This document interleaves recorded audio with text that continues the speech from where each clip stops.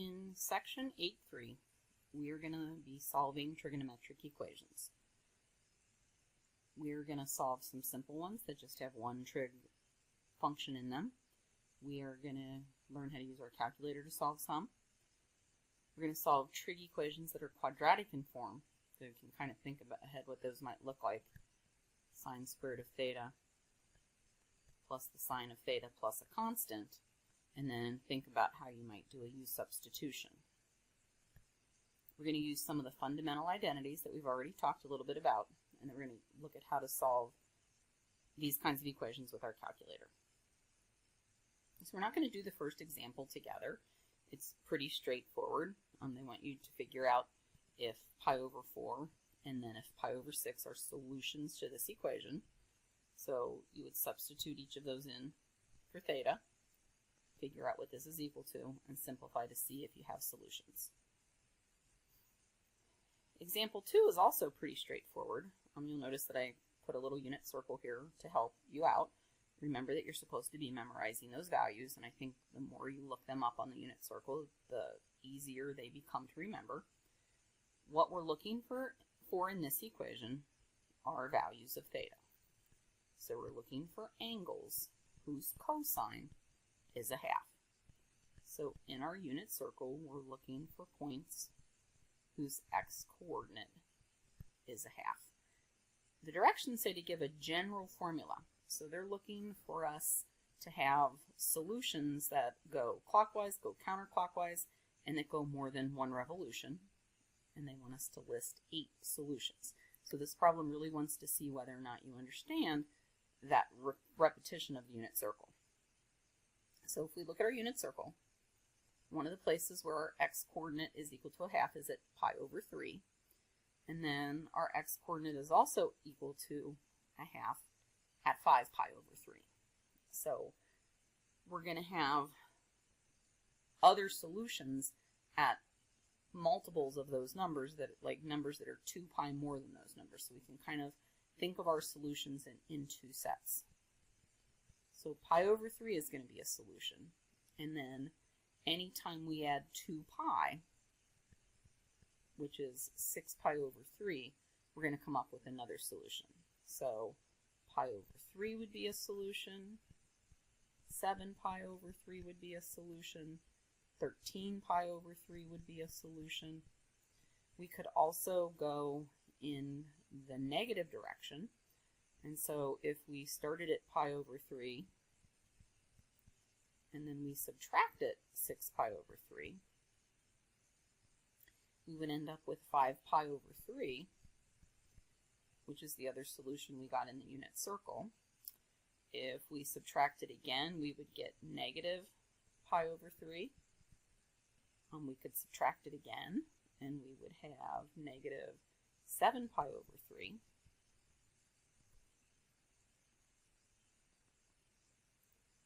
So if we want to list all those solutions, we start with the ones that are actually in the unit circle.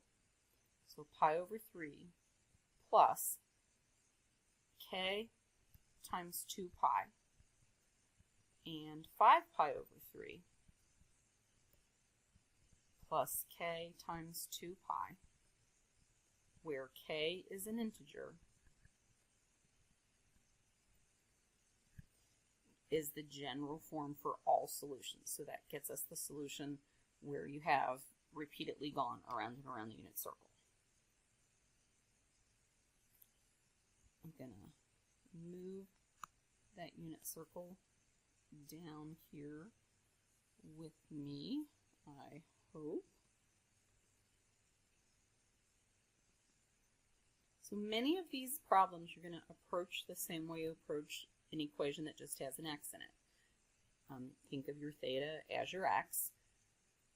So in this case, we're going to try to get sine of theta by itself.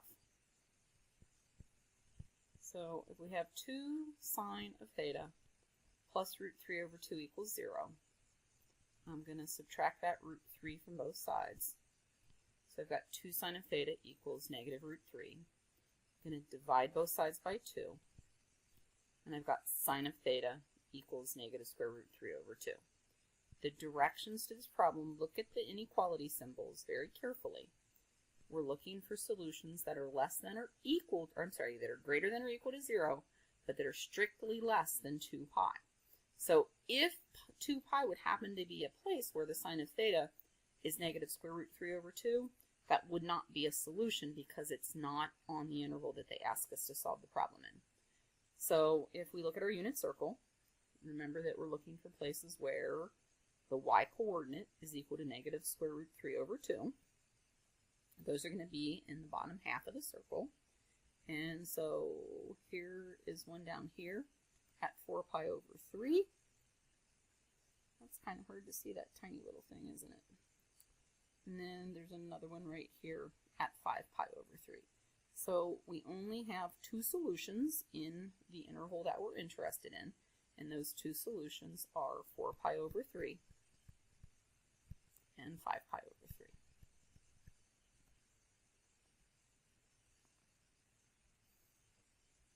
Example 4 is an interesting one because this time something has been done to the theta inside of the function. We're still looking for solutions on the interval from 0 to 2 pi. And I'm going to think about this with u substitution. So I'm going to say, okay, well, I'm going to let u be equal to 2 times theta. So I want to solve the sine of u equals a half. So I'm looking for places in my unit circle where my y-coordinate is equal to a half. So that's going to happen at pi over 6 and 5 pi over 6. Okay, so right here my solution is going to be that u equals pi over 6 and u equals 5 pi over 6. But I'm not finished yet because I haven't solved for theta. So I'm going to replace u with 2 theta. So 2 theta equals pi over 6. If I divide both sides of this by 2 or multiply both sides by a half, the 2 goes away, and I get theta equals pi over 12. If you think about putting that back into the original problem, that would be the sine of 2 times pi over 12, which would be the sine of pi over 6. And sure enough, the sine of pi over 6 is equal to a half, which is what we're looking for. We're going to do the same thing with this one. So we're going to have 2 theta equals 5 pi over 6. Going to multiply both sides by a half, and theta is going to equal 5 pi over 12.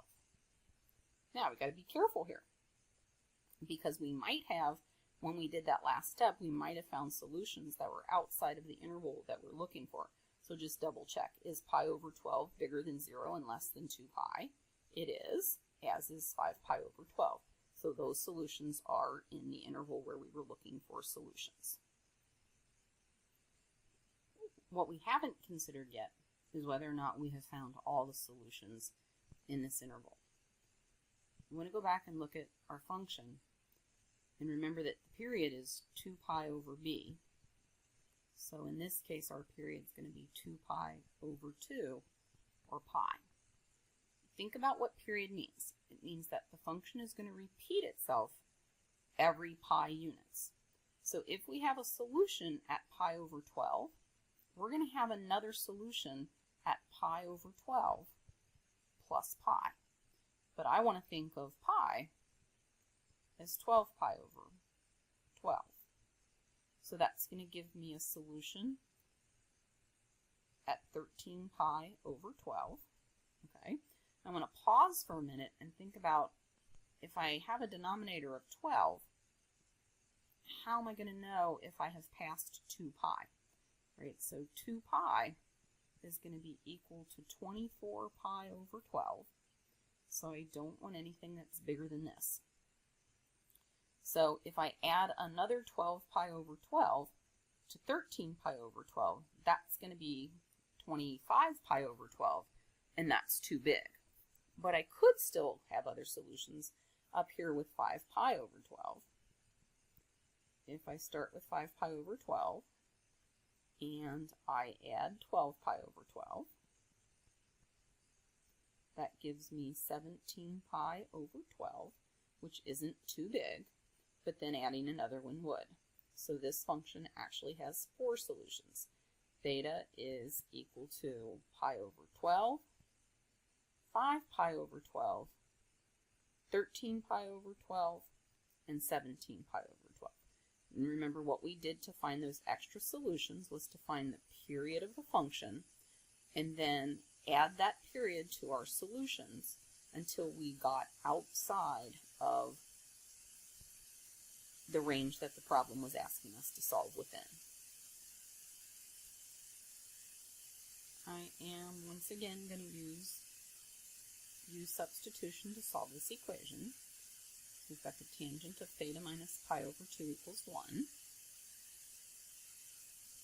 We're going to let u be equal to theta minus pi over 2. And so we're looking for the tangent of u to be equal to 1.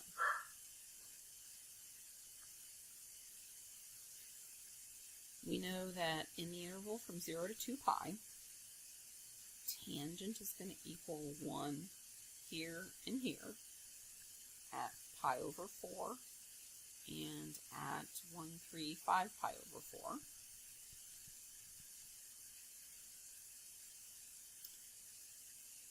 So we're going to let u be equal to pi over 4.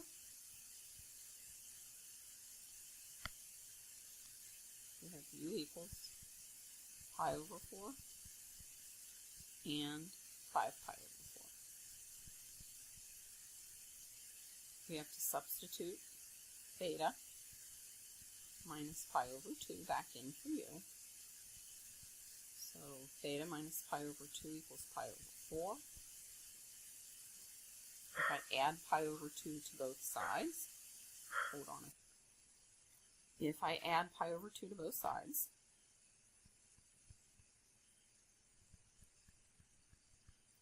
I have to get common denominators. So theta equals pi over 4 plus 2 pi over 4, which is 3 pi over 4. For my other solution, theta minus pi over 2 equals 5 pi over 4. I'm going to add pi over 2 again, which is 2 pi over 4. So I've got 7 pi over 4. There's no number in front of the theta, so the period of tan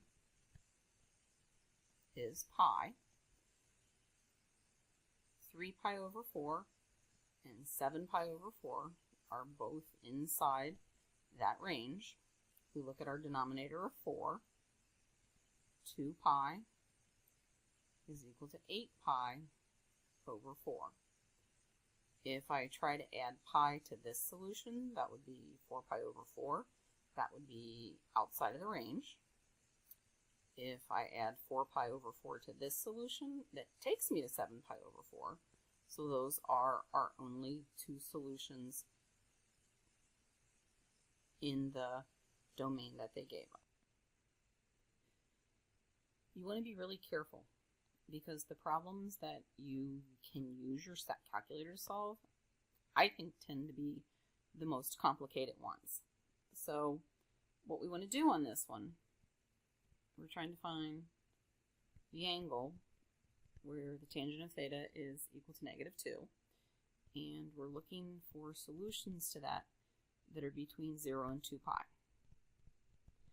And because we're using our calculator, you might want to think about this interval as being between 0 and approximately 6.28.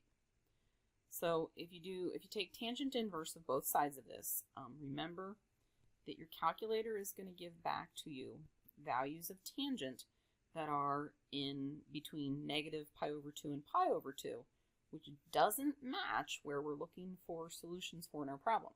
So we're going to have to be careful and do some adjustments to our answer. So if I do tan inverse of both sides, then this gives me theta. And the tan inverse of -2 is about -1.11. We want to be accurate to 3 decimal places, so wait a second while I do this on my calculator. I get -1.107 if I round, and if I don't round, maybe if I keep a few more decimal places, 148718. There's a whole lot more decimal places.